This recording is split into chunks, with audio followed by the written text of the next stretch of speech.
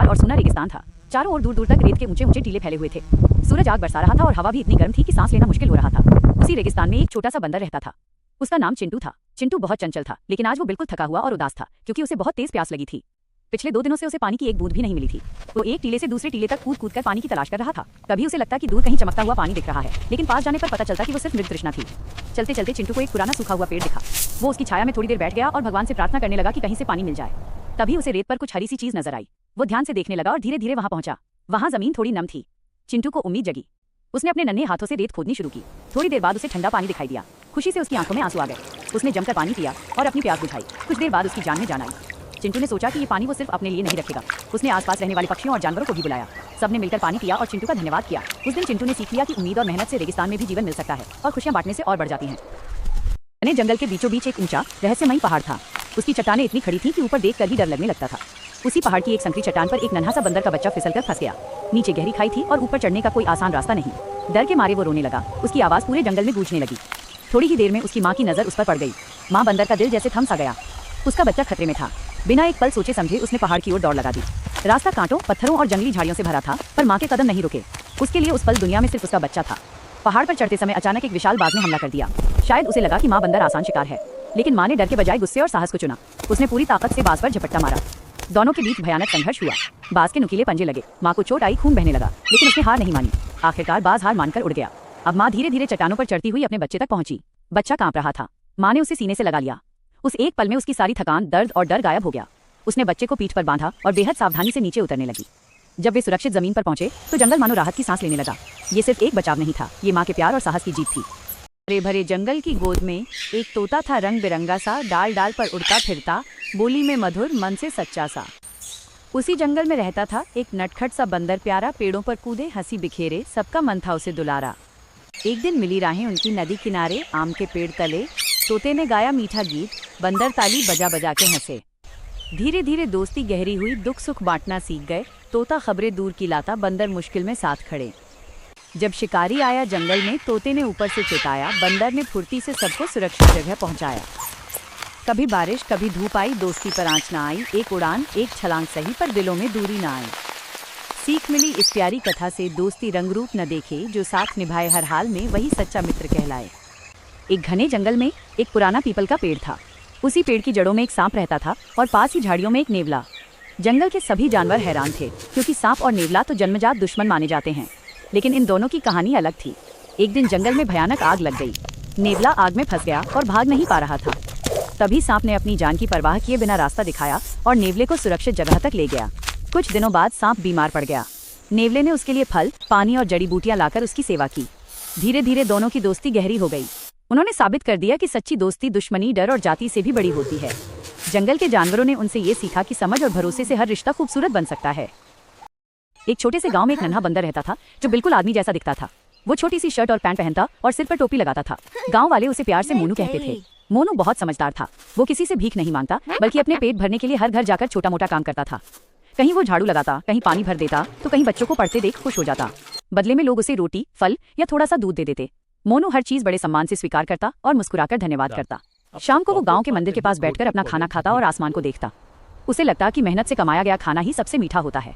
धीरे धीरे मोनू पूरे गांव का प्यारा सदस्य बन गया और सबके दिलों में बस गया। किनारे एक टूटी फूटी झोपड़ी में एक बूढ़ी माँ अकेली रहती थी। गांव वाले कहते थे कि उस जंगल में एक खुखार शेर रहता है, जो रात होते ही शिकार पर निकलता है। कोई भी उस रास्ते से गुजरने की हिम्मत नहीं करता था, लेकिन बूढ़ी माँ हर शाम उसी जंगल के रास्ते से लकड़ियां चुनने जाती थी। ये बात पूरे गांव के लिए एक रहस्य थी। एक रात भयंकर तूफान आया, बिजली कड़क रही थी और बारिश से जंगल डरावना लग रहा था। अचानक झोपड़ी के बाहर किसी भारी कदमों की आहट हुई। बूढ़ी माँ का दिल जोर जोर से धड़कने लगा। दरवाजा धीरे धीरे खुला और सामने वही खुखार शेर खड़ा था, जिसकी कहानियां सुनकर लोग कांप जाते थे। शेर की आंखों में गुस्सा नहीं बल्कि दर्द था। उसके पैर में एक बड़ा कांटा फंसा हुआ था और खून बह रहा था। बूढ़ी माँ डरने के बजाय चुपचाप उठी, अपने कांपते हाथों से कांटा निकाला और कपड़े से उसका घाव बांध दिया। पूरी रात शेर झोपड़ी के बाहर बैठा रहा। अगली सुबह गांव में हड़कंप मच गया। जंगल से शेर की दहाड़ सुनाई दी। लोग डर गए कि अब गांव पर हमला होगा। तभी उन्होंने देखा, वही शेर बूढ़ी माँ की झोपड़ी के सामने खड़ा था, लेकिन इस बार उसकी दहाड़ में एक चेतावनी थी। उसी दिन के बाद उस जंगल में किसी इंसान या जानवर को शेर ने नुकसान नहीं पहुंचाया। तब गांव वालों को समझ आया कि असली ताकत दूर दूर तक फैला हुआ सूखा रेगिस्तान, तपती रेत, जलता सूरज और चारों ओर सन्नाटा। इसी वीराने के बीच एक छोटी सी झील थी, मानो रेगिस्तान के सीने में धड़कता कोई नीला दिल। उस झील में कुछ रंग बिरंगी मछलियां रहती थीं, जो हर पल डर और उम्मीद के बीच तैरती थीं। झील के पास रोज अलग अलग जानवर पानी पीने आते। एक चालाक लोमड़ी, एक थका हुआ ऊंट, एक मासूम हिरण और रात में चुपचाप आने वाला एक बूढ़ा मगरमच्छ। सबको लगता था कि ये झील बस पानी का सहारा है, लेकिन सच कुछ और ही था। एक दिन झील का पानी अचानक हिलने लगा। मछलियां घबराकर इधर उधर भागने लगी। तभी झील के बीच से एक गहरी गर्जना सुनाई दी। जानवर डर गए, क्या रेगिस्तान में कोई राक्षस है? मगरमच्छ ने सच बताया, ये झील जिंदा है। ये उन जानवरों को बचाती है जो एक दूसरे को नुकसान नहीं पहुंचाते। लोमड़ी ने पहली बार चालाकी छोड़ी। ऊंट ने सबको अपनी पीठ पर बैठाकर बचाया और हिरण ने मछलियों को छाया दी। झील शांत हो गई। उस दिन से रेगिस्तान में एक नियम बन गया, जो प्यार और एकता रखेगा वही जिंदा रहेगा। और सूखे रेगिस्तान में वो छोटी सी झील मुस्कुराने लगी। सीमा पर एक इंडियन सोल्डर भारी जैकेट और राइफल थामे पूरी मुस्तैदी से पहरा दे रहा था। ये दिन कड़ाके की ठंड वाला था। हवा बर्फ के कणों को तीर की तरह चेहरे से टकरा रही थी। अचानक उसे बर्फ पर कुछ हलचल की। दिल की धड़कन तेज हो गई। सोल्डर ने राइफल संभाली, आंखें चौकन्नी हो गईं। सफेद धुंध के बीच से एक छोटी सी परछाई उभरी। जैसे जैसे वो पास आई, सस्पेंस और बढ़ता गया। कहीं ये कोई खतरा तो नहीं? तभी अचानक बर्फ का ढेर हिला और उसमें से एक नन्हा सा बंदर बाहर निकला। उसकी आंखें चमक रही थीं और पूरा शरीर बर्फ से ढका था। वो ठंड से कांप रहा था। सोल्डर के चेहरे पर सख्ती पिघल गई। उसने चुपचाप अपना मफलर उतारा और बंदर की ओर बढ़ाया। लेकिन तभी दूर कहीं बर्फ चरमराने की आवाज आई। दोनों चौंक गए। लगता था जैसे कोई और भी पास है। बंदर ने डर के मारे सोल्डर की बांह पकड़ ली।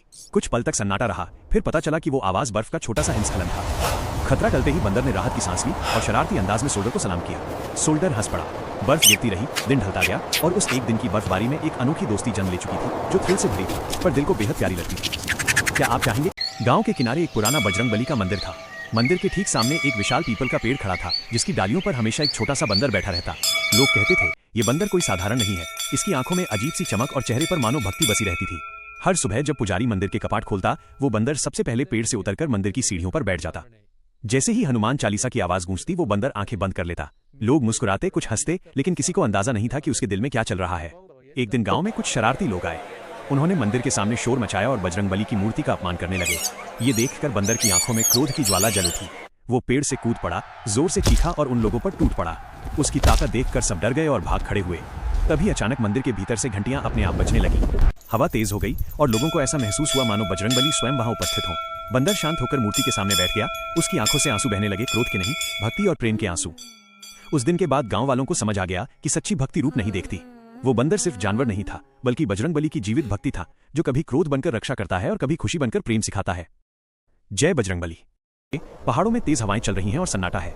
पहाड़ों के बीच एक ऊंचे टीले पर एक बहुत बड़ा और रहस्यमयी अंडा फंसा हुआ था। वो बरसों से वहां था या आज ही आया, कोई नहीं जानता।